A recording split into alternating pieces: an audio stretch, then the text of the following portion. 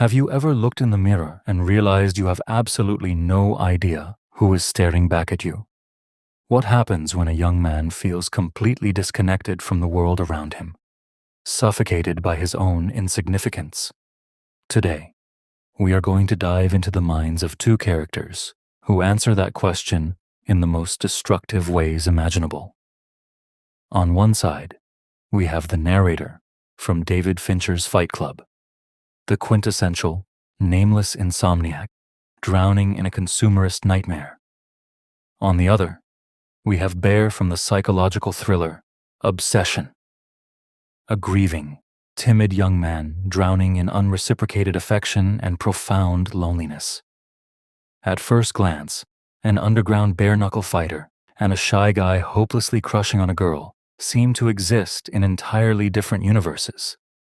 But if we peel back the layers of their psyches, we find that the narrator and Bear are two sides of the exact same coin. They are different expressions of a single underlying archetype: the lonely, insecure young man who cannot cope with his emotional pain in a healthy way. To understand these two, we aren't just going to look at what they do. We are going to look at why they do it. We will break down their shared psychological architecture through their isolation, their crippling insecurities, their repressed emotions, and their terrifying obsession with control.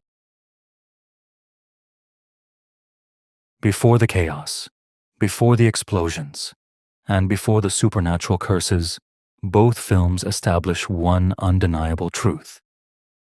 These men are profoundly, desperately alone. Both the narrator and Bear suffer from severe social isolation.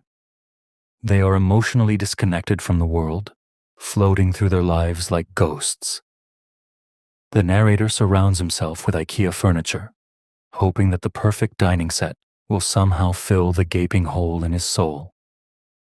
Bear, having just lost his grandmother and his cat, is left completely adrift in a world where Nikki is the only person who even acknowledges his existence. This isolation is not just a physical state, it is a psychological prison. Human beings are biologically wired for connection. When we are deprived of it, our minds begin to fracture. For both of these characters, their isolation becomes the driving force behind every catastrophic decision they make. But why are they so isolated? Because neither of them actually knows who they are. They both suffer from a total lack of authentic identity. If you ask the narrator, "Who are you?" he could only answer with the brands he buys or the job he hates. If you asked Bear the same question, he would likely freeze, trapped in the persona of the harmless, agreeable, nice guy. Instead of confronting the terrifying void of their own identities, they build false solutions. They construct realities where they don't have to face the agonizing question of their own worth. Underneath their isolation lies a deeply rooted psychological flaw: deep, unyielding insecurity. Neither character believes he is enough as he is. They are completely devoid of intrinsic self-worth, which means they are constantly seeking external validation to prove that they matter. The narrator seeks it initially through consumerism, the illusion that having the right apartment makes him a complete person. Bear seeks it through romantic validation. He believes that if Nikki, a beautiful and vibrant woman, chooses him, it will magically erase his feelings of inadequacy. His lack of self-worth shapes his entire worldview. But instead of expressing this vulnerability, instead of admitting, "I am hurting, I am lonely, and I need help," both characters choose the path of repression. They swallow their feelings. The narrator suppresses his rage and depression until he literally stops sleeping. His insomnia is a physical manifestation of a mind refusing to process its own trauma. Bear, on the other hand, suppresses his desires and his truth. He acts the part of the supportive friend, hiding his obsessive infatuation behind a mask of passivity. Psychologically, emotions are like water. You can dam them up, but eventually, the pressure will break the wall. For both men, these repressed emotions eventually erupt in wildly destructive ways. When vulnerability is denied, it ferments into resentment. Because both men feel utterly powerless in their own lives, their minds frantically search for a way to regain power. This leads to our third theme, the desire to escape reality and an absolute obsession with control. When reality is too painful, the human mind builds defense mechanisms. The narrator escapes through dissociation. He creates Tyler Durden, an alternate personality who is everything he is not. Tyler is handsome, fearless, charismatic, and completely free. By creating Tyler, the narrator finds a way to control his powerless life without actually having to take personal responsibility for the destruction he causes. Tyler does the heavy lifting. The narrator gets to be the passenger. Bear's escape is remarkably similar in its psychological function, even if the method is different. Bear escapes reality through a supernatural wish. Instead of communicating honestly with Nikki, instead of telling her how he feels and risking the very real, very painful sting of rejection, he bypasses reality entirely. He uses the wish to force her to love him. This is the ultimate expression of control. True love and true human connection requires surrender. It requires uncertainty. You have to allow the other person the freedom to say no. But Bear is so fragile, so terrified of rejection, that he strips Nikki of her autonomy. He wishes for an outcome where he holds all the cards. Just as the narrator creates an artificial man to control his world, Bear creates an artificial relationship to control his. Both characters choose fantasy over emotional growth.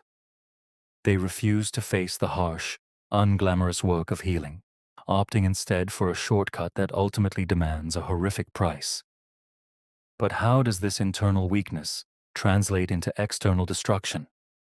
How do these helpless, isolated young men evolve into the actual villains of their own stories?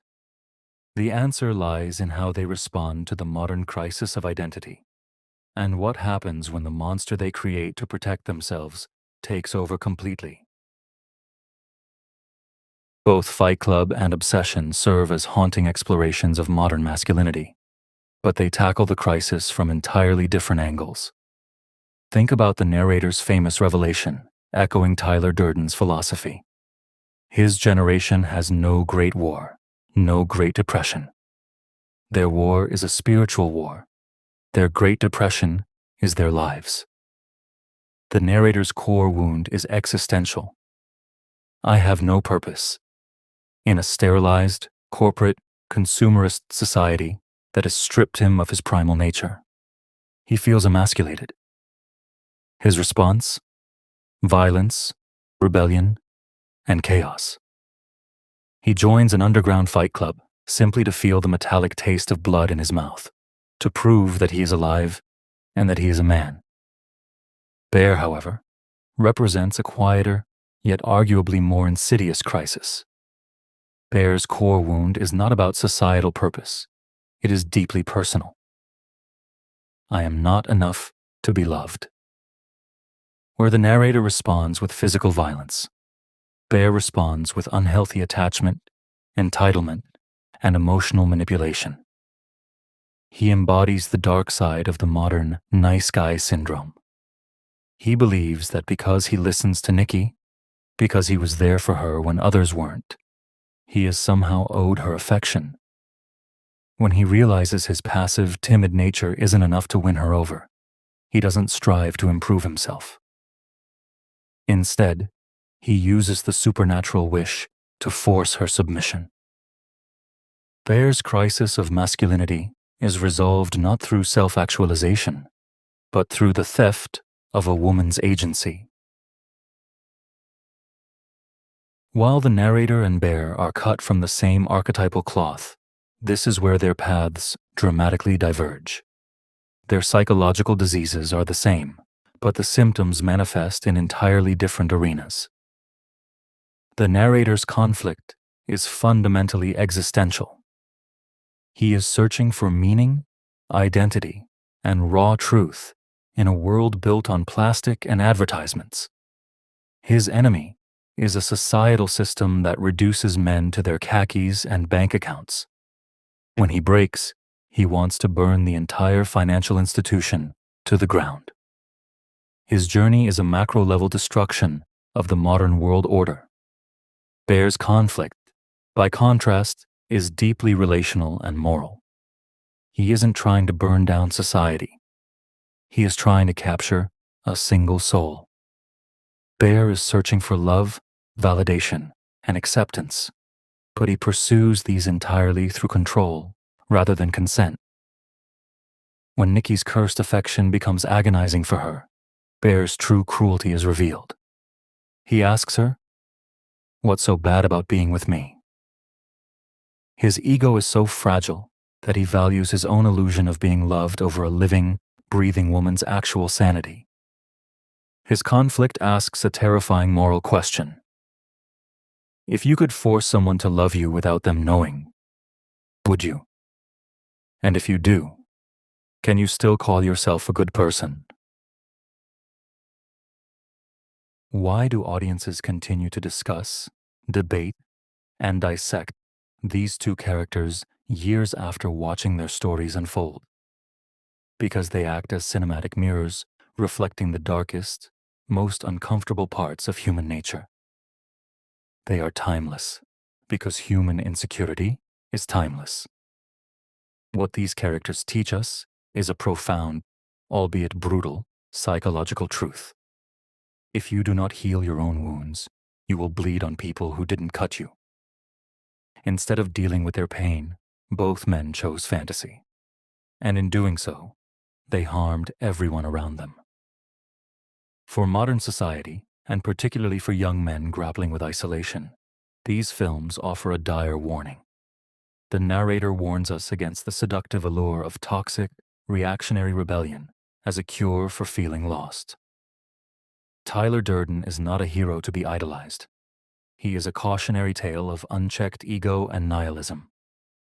Similarly, Bear serves as a chilling warning about the dangers of entitlement in modern relationships. He teaches us that true love requires bravery. The bravery to be vulnerable. The bravery to be seen for who you actually are. And most importantly, the bravery to accept rejection. By attempting to bypass the risk of rejection, Bear destroys the very thing he claimed to love.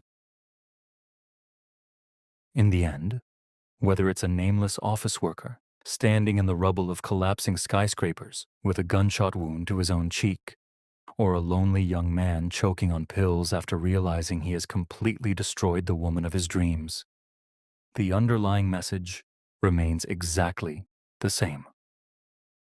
You cannot outrun yourself.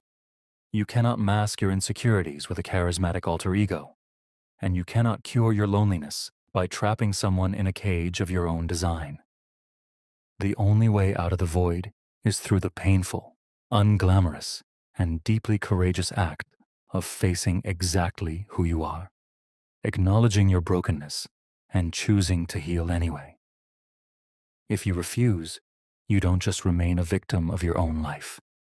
Eventually, you become its villain.